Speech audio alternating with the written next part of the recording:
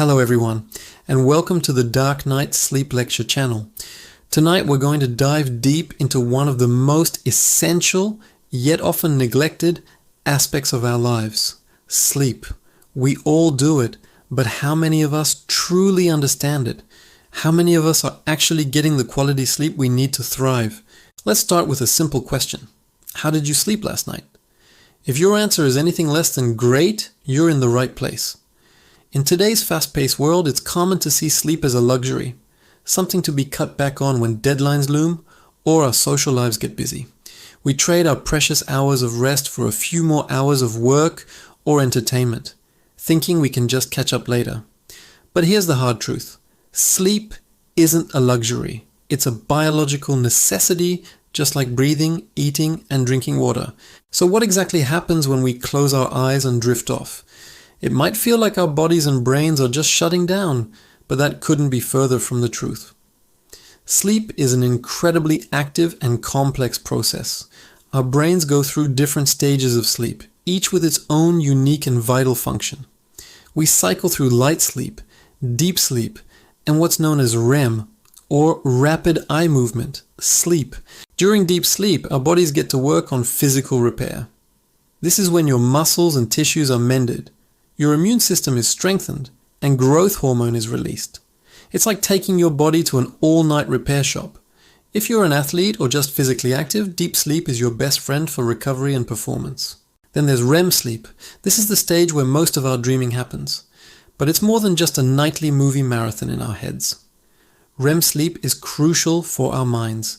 It helps us process emotions, consolidate memories, and solve problems. Think of it as your brain's filing system, sorting through the day's experiences, deciding what to keep and what to discard.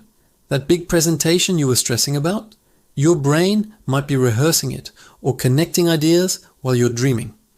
A good night of REM sleep can literally make you smarter and more emotionally balanced. So when we cut our sleep short, we're not just waking up tired. We are robbing ourselves of these essential repair and consolidation processes. Consistently getting less than the recommended 7 to 9 hours of sleep per night can have serious consequences. In the short term, you'll likely feel groggy, irritable, and have trouble concentrating. Your reaction time slows down, which can be dangerous, especially if you're driving or operating machinery. But the long-term effects are even more alarming. Chronic sleep deprivation is linked to a whole host of health problems.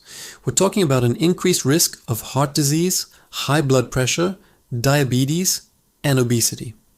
Why obesity? Well, lack of sleep messes with the hormones that regulate your appetite. It makes you crave high-calorie, sugary foods while simultaneously making you feel less full after eating them. It's a recipe for weight gain. And it's not just our physical health that suffers. Our mental health is deeply connected to our sleep. Poor sleep can worsen symptoms of anxiety and depression, creating a vicious cycle where anxiety makes it hard to sleep. And the lack of sleep then heightens the anxiety. It can feel like an impossible loop to break. Now I know what some of you might be thinking. I know sleep is important, but I just can't seem to get enough of it. I lie in bed for hours, my mind racing. If that sounds like you, you are not alone. Millions of people struggle with insomnia and other sleep disorders. The good news is that there are many practical steps you can take to improve what we call your sleep hygiene. Let's talk about creating the perfect sleep environment. Your bedroom should be a sanctuary for sleep and nothing else. First, make it dark, really dark. Use blackout curtains or an eye mask. Even small amounts of light from street lights or electronic devices can disrupt your internal body clock, also known as your circadian rhythm. Second, keep it cool. The ideal temperature for sleep is actually quite cool, around 65 degrees Fahrenheit or 18 degrees Celsius. Your body temperature naturally drops as you fall asleep, and a cool room helps facilitate that process. Third, make it quiet. If you live in a noisy area, consider using earplugs or a white noise machine. A white noise machine can be a game changer, as it masks sudden noises that might otherwise jolt you awake. The gentle hum can be incredibly soothing and help your brain disengage. Beyond the bedroom environment, your daily routines have a huge impact on your nightly rest. Consistency is key. Try to go to bed and wake up at the same time every day, even on weekends. Yes, even on weekends. This helps to regulate your body's internal clock, so it knows when to feel sleepy and when to feel alert. Sleeping in for hours on Saturday and Sunday can throw your whole rhythm off, leading to what some call social jet lag.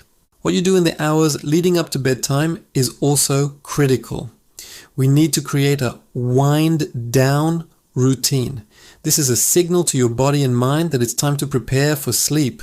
For at least an hour before bed, put away the screens. That means no phone, no tablet, no TV.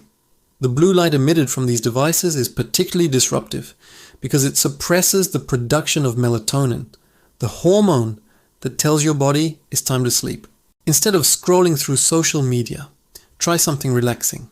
Read a physical book, not on a screen. Listen to calm music or a podcast. Take a warm bath. The rise and subsequent fall in your body temperature after a warm bath can help induce sleepiness. Gentle stretching or meditation can also be incredibly effective at calming a racing mind.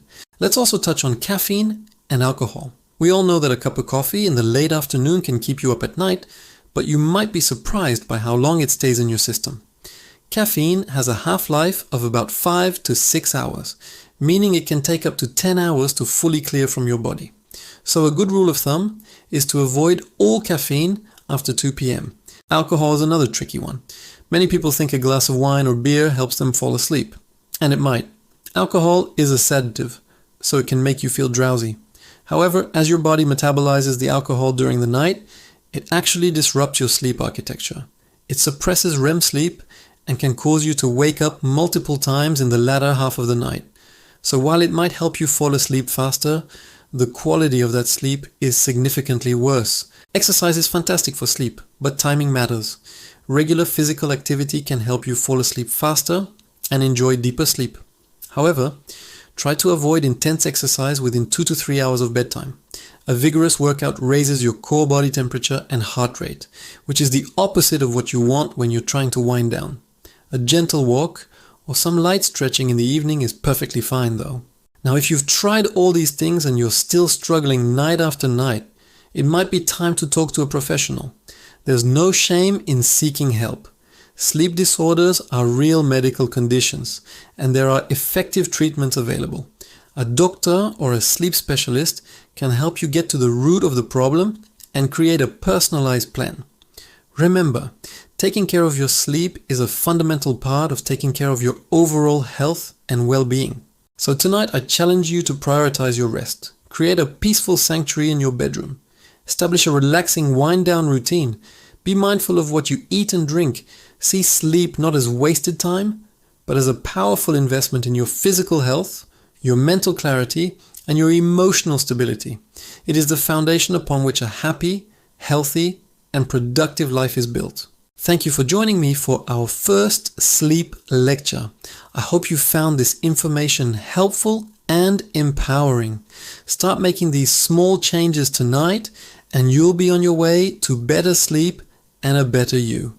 Sweet dreams, and we'll see you next time. Don't forget to subscribe for more deep dives into the science of sleep.